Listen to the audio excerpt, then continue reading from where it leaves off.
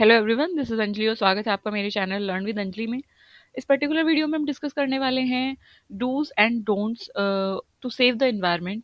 So basically in this video what we are going to discuss ना, कि क्या चीज़ें हैं जो हमें करनी चाहिए, what are the dos, and क्या चीज़ें हैं जो हमें नहीं करनी चाहिए, what are the don'ts to save our environment. So basically हम इसे action at home, vehicular pollution, noise pollution, water pollution और municipal solid waste management, plastic waste, biomedical waste, demolition waste या कंस्ट्रक्शन का जो भी वेस्ट होता है, और एनर्जी कंजर्वेशन के कॉन्टेक्स्ट में हम डूज एंड डोंट्स को पढ़ने वाले हैं। सो आइए देखते हैं कि क्या रहेगा इस वीडियो में और what is the content of this video.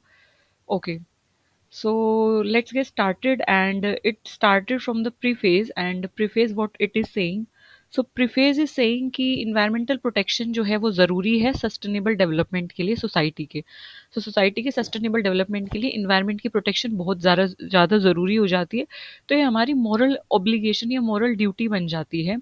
Human की ये मॉरल ड्यूटी बन जाती है, हमारे संस्कारों में बेसिकली ये होना चाहिए, हमारे वैल्यूज़ में ये होना चाहिए इनकलकेट, कि ह्यूमंस को जो है वो एनवायरनमेंट को प्रोटेक्ट करके चलना है।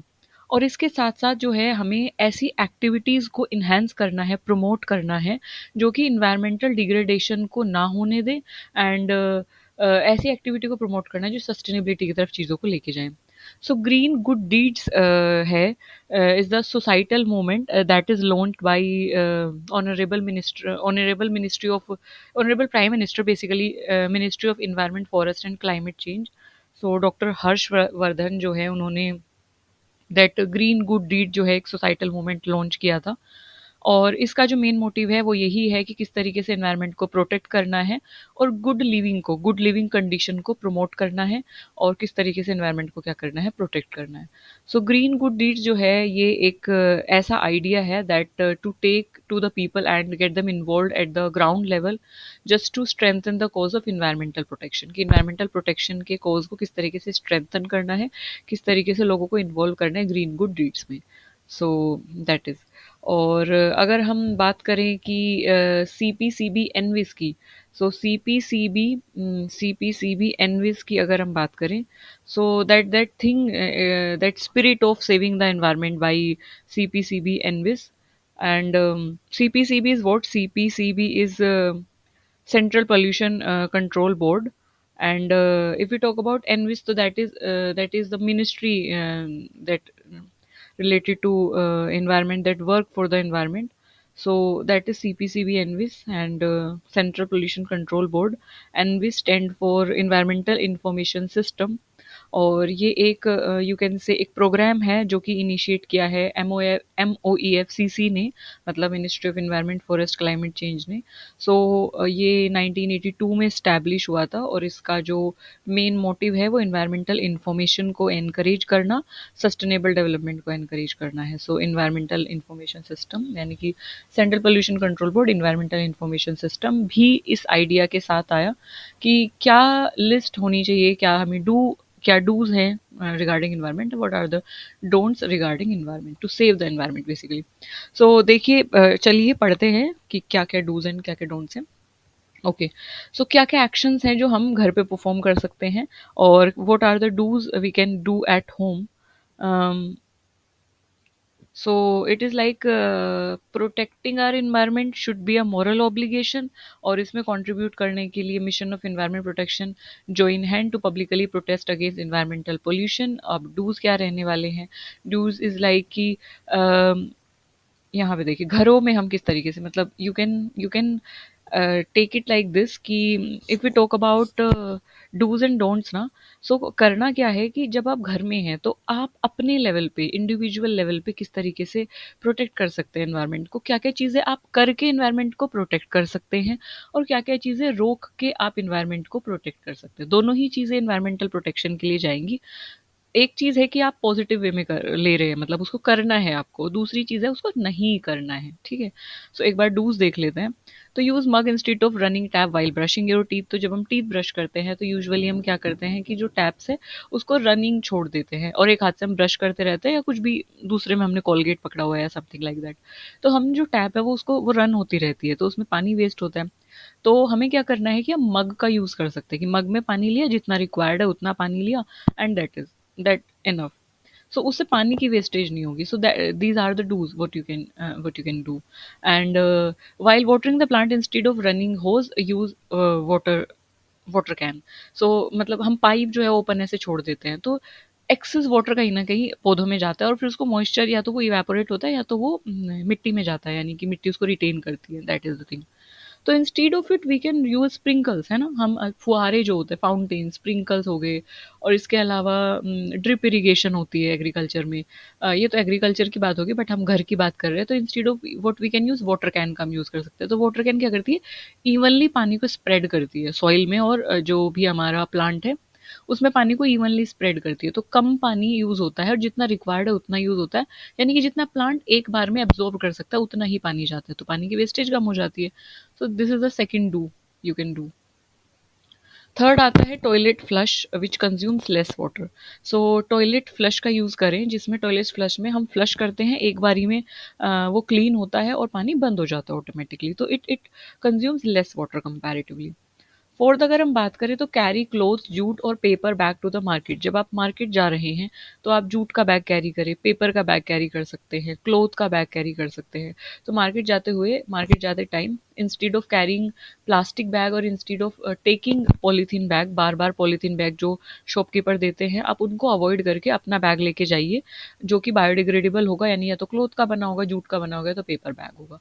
तो बायोडिग्रेडेबल भी होगा, रीयूजेबल भी है, तो कहीं ना कहीं वेस्ट रिडक्शन ये करेगा। सो अगर आप ध्यान से देखेंगे तो हर एक जो डू है वो कहीं ना कहीं किसी ना किसी वेस्ट में रिडक्शन कर रहा है ना, सेव कर रहा है किसी ना किसी एलिमेंट को। सेकंड नेक्स्ट हमारा जो डू रहने वाला है वो है कि डस्टबिन का यूज़ करना है गार्बेज डिस्पोजल के लिए। डस्टबिन यूज़ होगी तो उससे जो बीमारियां फैलने का खतरा है, कम्युनिकेबल डिजीजेज जो हैं, उन सब का खतरा बहुत कम हो जाएगा और सही और सेफ जो है वो डिस्पोजल होगा गार्बेज का। नेक्स्ट हमारा डू है plant a garden. Even in urban setting you can grow herbs and flowers in pot. तो गार्डन्स को प्रमोट करना है, प्लांट करना है ट्रीज को, फॉरेस्टेशन बेसिकली इसका जो मेन मोटिव है वो ये है। तो अर्बन एरियाज में भी इवन आप क्या कर सकते हैं, जो बालकनीज होती हैं तो उसमें हैंगिंग फ्लावर पॉट अब आजकल आने लगे हैं।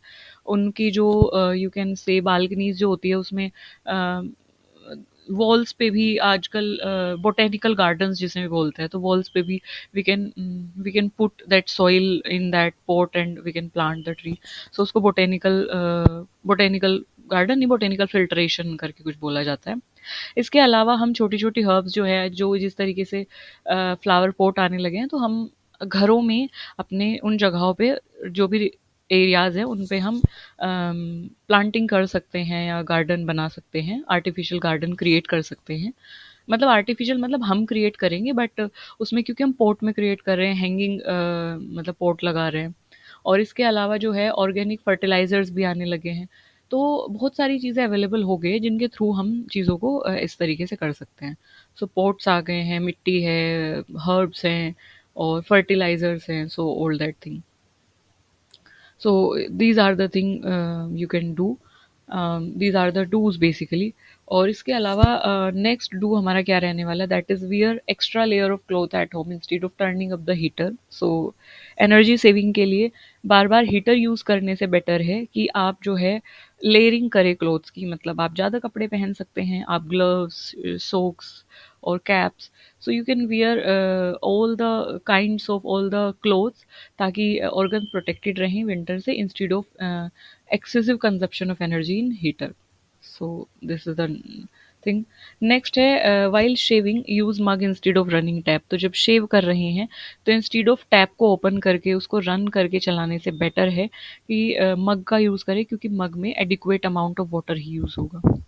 नेक्स्ट जो डू है वो है कि अगर आपके पास चॉइस है, if you have choice, so pick paper bags over plastic bag. So ये हमने ऊपर भी बात की है, तो प्लास्टिक बैग के इंस्टीड आपको पेपर बैग चूज़ करना चाहिए, क्योंकि प्लास्टिक बैग बायोडिग्रेडेबल नहीं होते हैं और वो कॉम्प्लेक्स से सिंपलर सब्सटेंसेस में नहीं टूटते, तो कहीं न कहीं वो एनवायरनमेंट में सस्टेन रहते हैं। और एनिमल्स जब ईट करते हैं चीज़ों को, तो एनिमल के डाइजेस्टिव सिस्टम में भी डिग्रेड नहीं होते हैं, उनको भी प्रॉब्लम क्रिएट करते हैं। साथ ही साथ अगर वो पानी में जाते हैं तो वाटर पॉल्यूशन, अगर सॉइल में होते हैं तो सॉइल पॉल्यूशन, सो वो पॉल्यूशन क्रिएट करते हैं। और अगर जलाए जाते हैं यानी बर्निंग होती है, सो नॉक्शियस गैसेस यानी हार्मफुल गैसेस रिलीज होती हैं। So instead of using that plastic bag always choose paper bag, jute bag या क्लोथ बैग। सो ग्रोसर के पास यानी कि जहाँ पे सब्जियां आप लेते हो वहाँ पे, और अगर आप plastic bag, if you take the plastic bag, अगर प्लास्टिक बैग आप ले आए हो या आपके पास प्लास्टिक बैग है, तो उनको वॉश करिए और रीयूज़ करिए। ऐसा नहीं है कि उनको आप सब्जियां लेके आए प्लास्टिक बैग में, उनको फाड़ दिया और उसको फेंक दिया। जितना ज़्यादा हो सके उसे रीयूज़ करिए, क्योंकि वो बायोडिग्रेडेबल नहीं है। सो आप उसे वॉश करेंगे, उसे रीयूज़ करेंगे, वो वॉश करके ठीक हो जाता है। सो येस, आप घरों में ये डू परफॉर्म कर सकते हैं, करने चाहिए, कर सकते हैं नहीं, करने चाहिए डूज़, ताकि हम एनर्जी को, वाटर को सेव कर सके, साथ ही साथ वेस्ट में रिडक्शन कर सके, गार्बेज को सही जगह पे डिस्पोज कर सके, और बायोडिग्रेडेबल चीज़ों को प्रमोट कर सके। सो बेसिकली ये डूज़ में आता है। अब कौन-कौन सी चीज़ें हैं जो डोंट्स में आती है, जो हमें नहीं करनी है एनवायरनमेंट को, अगर हमें प्रोटेक्शन करना है एनवायरनमेंट का, और एनवायरनमेंट को अगर हमें डेवलपमेंट और एनवायरनमेंट दोनों साथ लेके चलना है, सस्टेनेबल डेवलपमेंट करना है, तो सस्टेनेबिलिटी के लिए लंबे समय तक चीज़ों को चलाने के लिए क्या-क्या चीज़ें हैं जो हमें नहीं करनी चाहिए। मतलब it is just like that, जैसे कोई भी आप नया सामान लेके आते हैं, तो आप उसे बड़े ध्यान से यूज़ करते हैं, क्योंकि आप उसे खोना नहीं चाहते, क्योंकि आप नहीं चाहते वो वियर एंड टियर हो, चीज़ें खराब हों, और यू डोंट वांट कि जो भी आपकी जो चीज़ें हैं वो कहीं न कहीं खराब हो, या यू डोंट वांट कि उसकी लाइफ स्पान कम हो, मतलब बेसिकली ये मतलब है। तो उसी तरीके से जिस एनवायरनमेंट में हम रह रहे हैं, हम नहीं चाहेंगे कि वो गंदा हो, वो पोल्यूटेड हो, वो खराब हो, हमारी जो अर्थ है उसके रिसोर्सेज कम हो। तो इसलिए कुछ चीज़ें हैं जिन पे हमें रोक लगानी पड़ेगी, और कुछ चीज़ें हैं जो हमें ध्यान रखना पड़ेगा, और उन्हीं चीज़ों की हम बात करने वाले हैं जिनको हमने डोंट्स बोला है, जो हमें नहीं करना है। सो while taking bath don't use showers run for long. तो हमें क्या नहीं करना है कि जब हम नहा रहे हैं व्हाइल टेकिंग द बाथ, तो शावर को लंबे समय तक चलाना नहीं है, उसको चला के नहीं रखना है, टैप को रनिंग टैप नहीं रखनी है। सो इसके अलावा don't allow water overflow from the overhead tank. So जब हम टैंक को फिल कर रहे होते हैं ना, जब हम अपने टैंक को फिल कर रहे होते हैं फॉर दैट वाटर नीड को फुलफिल करने के लिए, तो या तो बज़र का इस्तेमाल करिए, या तो मतलब बज़र्स आने लगे हैं आजकल, जब पानी फिल हो जाता है टैंक में तो वो बज़र जो है बज जाता है।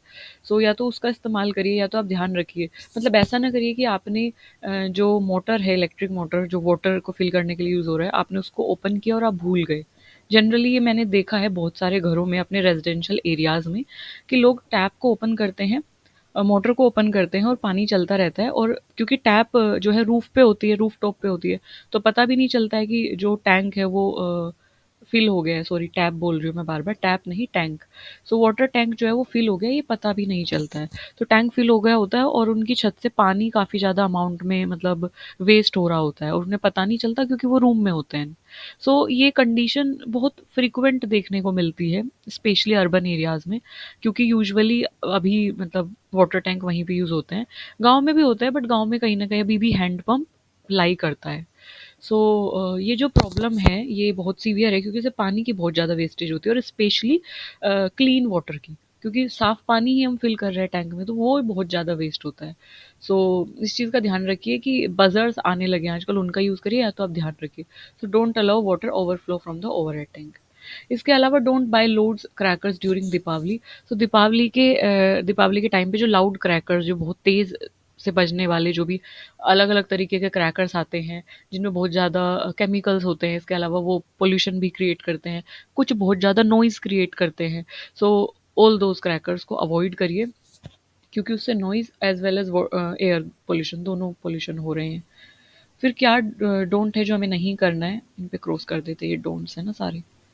सो नेक्स्ट डोंट इज़ कि for washing floor don't use running hose या use mop and the bucket. जब फ्लोर को हम वॉश कर रहे हैं, बड़े बड़े फ्लोर्स होते हैं जैसे हम हॉल में वॉश करते हैं, या बड़े बड़े जो ऑडिटोरियम्स होते हैं वहाँ पे जब हम छोटे घरों में तो पता नहीं चलता है चीज़ों का, मतलब इतना ज़्यादा वाटर यूज़ नहीं होता, तो वहाँ पे ठीक है, मतलब मैं ये नहीं कह रही हूँ ठीक है, but I am just saying this thing कि हम जो है जब फ्लोर को वॉश करें तो इंस्टेड ऑफ कि पानी को सीधा लिया और हमने वाटर जो पाइप है उसका यूज़ करके उसको वॉश करने से बेटर है कि हम पोछा यूज़ करें, मोप का यूज़ करें। मोप इज़ लाइक पोछा, है ना? मोप और बकेट का यूज़ करें कि हमें जितना पानी रिक्वायर्ड है उतना पानी लें, पोछे को एक तरीके से निचोड़ें, मतलब एक्सेस वाटर उससे निकालें और तब फ्लोर को साफ़ करें। तो उससे पानी कम यूज़ होगा और ज़्यादा फ्लोर साफ़ होगा, मतलब कम पानी में, कम क्वांटिटी में ज़्यादा एरिया कवर हो जाएगा।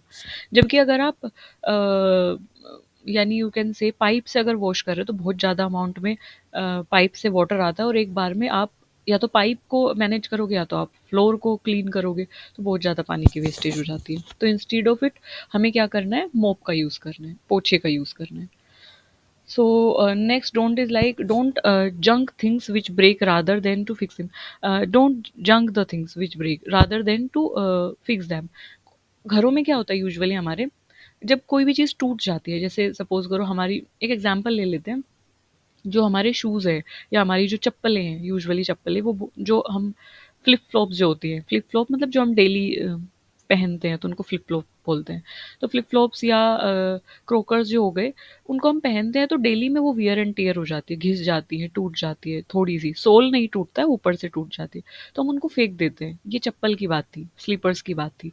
इसके अलावा बहुत सारी चीज़ें हैं, जैसे कोई भी पैंट है हमारी, या यू कैन से शॉर्ट्स हैं, टॉप्स हैं, क्लोथ्स हैं, अगर उन पे थोड़ा भी स्क्रैच या कुछ भी फट जाते हैं, थोड़ा भी अगर वो फट जाते हैं या वो उनका कलर फेड हो जाता है, या कोई प्लास्टिक का हमारा सामान है, अगर सपोज़ करो बकेट है, अगर उसका हैंडल टूट गया है, मतलब नीचे से वो ठीक है बट उसका हैंडल टूट गया।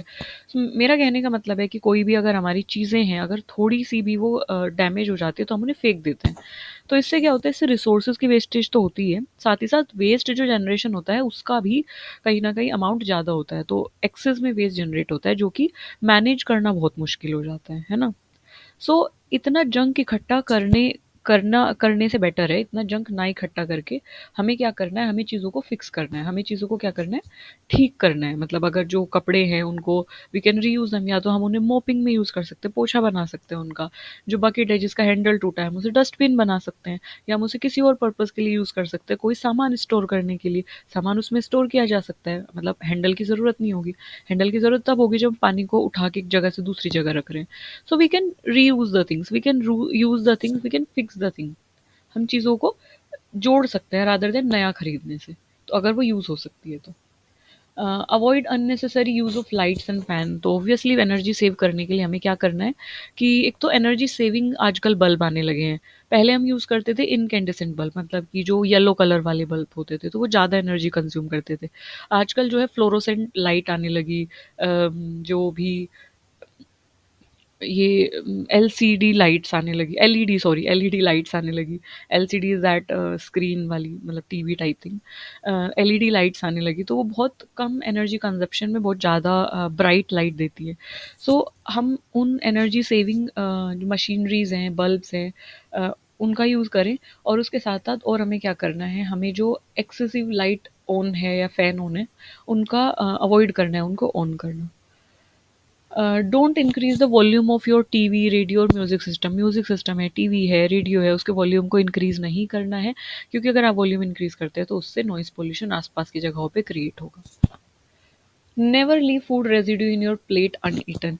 जब भी आप खाना खा रहे हैं तो कभी भी अपने खाने को इतना एक्सेस में मत लीजिए, क्योंकि आपको पता होता है जब आपको भूख लगी होती है और आपको पता होता है कि आपको कितनी भूख लगी है, तो हमेशा खाना उतना ही लीजिए जितना ज़रूरत है। और कभी भी अपनी प्लेट में अनईटन फूड मत छोड़िए, कोई भी रेजिड्यू मत छोड़िए। जितना खाना लेते हैं कोशिश करिए या तो उसको पूरा खाइए, और अगर नहीं खाते तो उसको नेक्स्ट टाइम के लिए रख लीजिए। और अगर आप अगर नहीं खा पाते तो ध्यान रखिए कि आप कम खाना लीजिए नेक्स्ट टाइम से जितना आप खा पाते हैं। सो ये चीज़ क्यों करनी है, हमें ये चीज़ इसलिए करनी है क्योंकि इससे क्या होता है कि जो रिसोर्सेज हैं उनका वेस्टेज कम होता है बेसिकली। ये हमारा रिसोर्स कंजर्वेशन के लिए पॉइंट है। तो रिसोर्सेज का वेस्टेज कम होता है, रिसोर्स कंजर्वेशन में हम अपना कंट्रीब्यूशन दे सकते हैं इस तरीके से।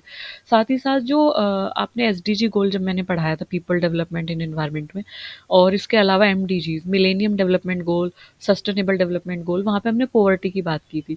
तो जो पोवर्टी है उसका जो रेट है वो कहीं ना कहीं ऐसे छोटी छोटी चीज़ों से हम उन चीज़ों को कम कर रहे हैं। तो जिन लोगों को खाना नहीं मिल रहा है, जिन लोगों के पास रिसोर्सेज नहीं है, या बेसिक एम्यूनिटीज़ या बेसिक जो रिसोर्सेज है जिन लोगों के पास नहीं है, सो उनकी चीज़ों को रिस्पेक्ट करते हुए हमें इन सब चीज़ों को ध्यान रखना है और इनको अपनी मॉरल वैल्यूज़ में इनकलकेट करना है।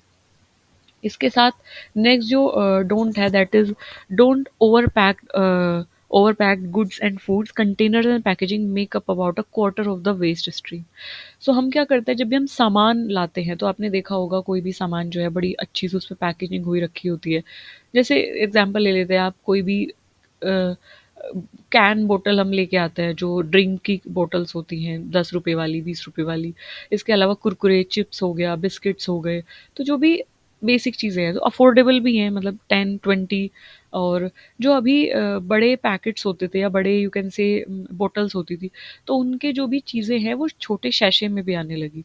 तो वो शैशे जो है शैम्पू के जैसे शैशे होते हैं, 5 रुपीज़ का, 2 रुपीज़, 1 रुपीज़, 0.1 भी मैंने देखा है जो आता है शैशे। तो यू कैन से कि इतना ज़्यादा चीज़ें अफोर्डेबल हो गई ना, तो अफोर्डेबल हो गई, उन सब की अलग से पैकेजिंग होती है। वो पैकेजिंग बड़ी नॉन बायोडिग्रेडेबल काइंड ऑफ, मतलब बड़े उसमें डाई यूज़ होता है। जैसे फॉर एग्जांपल हम कुरकुरे की बात कर रहे हैं, तो कुरकुरे की जो पैकेजिंग होगी उस पर कलर्स बहुत सारे होंगे, डाई यूज़ हो रखे हैं उसमें, उसमें पॉलीथीन यूज़ हो रखी है, और वो पॉलीथीन अच्छी क्वालिटी की भी नहीं है।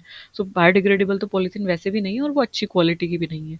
सो जब कितने सारे पैकेट्स को हम खाते हैं और फेंक देते हैं, क्योंकि वो तो रीयूजेबल है ही नहीं, तो इतने सारा जो वेस्ट है वो कहीं ना कहीं एक्यूमुलेट होता है। तो जो ओवर पैकेजिंग है गुड्स की, कंटेनर्स का यूज़ करना बार बार, मतलब बार बार हम 10 रुपए वाली बोतल भी लेके आ रहे हैं, 5 वाली भी लेके आ रहे हैं। सो मतलब एक ही जो गुड है उसके इतना हमने उसे अफोर्डेबल बना दिया है ना, कि हम 5 की भी बोतल मतलब उस ब्रांड की है, 10 वाली भी है, 20 वाली भी है।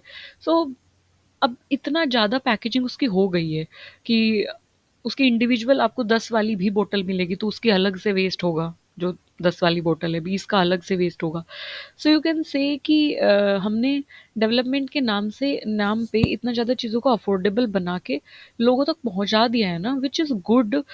अगर हम उसको देखें कि हाँ हमने अफोर्डेबल बना दिया, बट अगर हम उसको इन्वायरमेंट के टर्म्स में देखें, तो क्या उसकी जो पैकेजिंग है उसका वो कहीं ना कहीं वेस्ट को इंक्रीज नहीं कर रहा है, वेस्ट लोड क्रिएट नहीं कर रहा है। तो जो कंटेनर्स हैं, जो पैकिंग मटेरियल हैं, they make up about a quarter of the waste stream. तो लगभग लगभग 1/4 वो पूरा एक कंट्रीब्यूशन देता है कहीं ना वेस्ट को इंक्रीज करने में। सो ओवर पैक्ड जो फूड हैं उनका हमें यूज़ अवॉइड करना है, उनको यूज़ नहीं करना है। और पैकेजिंग को कहीं ना कहीं पैकेजिंग वाली चीज़ों को अवॉइड करना है। सो these are the acts, these are the do's, what you can do, and these are the don'ts, what you should not do at your home, or in order to prevent environmental loss, in order to save your environment, in order to protect your environment। तो ये कुछ छोटी छोटी चीज़ें हैं जो हम अपनी डेली लाइफ में, आपने यहाँ पे जो भी चीज़ें पढ़ी हैं वो हम डेली लाइफ में कर सकते हैं। तो आप डेली लाइफ में अपना कॉन्ट्रीब्यूशन इंडिविजुअल लेवल पे घर में रह के किस तरीके से आप एनवायरनमेंट के लिए दे सकते हैं। इसमें ऐसा भी कोई नहीं है कि आपको कोई एनजीओ ज्वाइन करना है, ऐसा भी कुछ नहीं है आपको आपको अलग से कोई एनवायरमेंटल का कोर्स करना है एनवायरनमेंट का, या कोई मिनिस्ट्री ज्वाइन करनी है, या कोई ऑनलाइन कोर्स ज्वाइन करना है, आपको अलग से टाइम नहीं देना है। तो I am just telling all the dos and the don'ts कि क्या आप चीज़ें करें और क्या आप ना करें, और इन छोटे छोटे एक्शन से, इन छोटी छोटी चीज़ों को अपनी वैल्यूज़ में लाके आप किस तरीके से आपके आसपास के एनवायरनमेंट के लिए अ, आप उसको सेफ बना सकते हैं, उसको क्लीन बना सकते हैं। और ओवरऑल मतलब छोटा-छोटा कंट्रीब्यूशन, कम-कम contribution, if we put our hands together for the sake of environment, तो कहीं न कहीं वो बड़े लेवल पे उसका इफ़ेक्ट दिखेगा। और this is it in this video. I hope I am able to make you understand this interesting concept of what are the do's and what are the don'ts, what should we do and what should we not do to protect our like home, our earth, our environment. So this is it in this video, and stay tuned with me for what are the do's and the don'ts. ये जो playlist है इसमें आगे भी और videos आएंगे जिसमें हम नॉइज़, व्हीकुलर एमिशन और म्यूनिसिपल सॉलिड वेस्ट मैनेजमेंट इन सब चीज़ों को लेके भी डूज एंड डोंट्स पढ़ेंगे। तब तक के लिए stay curious, stay healthy, stay learning with me, stay keep learning, keep growing, and keep asking question that help me a lot in flourishing myself, growing myself. Okay, so thank you for listening me so patiently. Bye bye.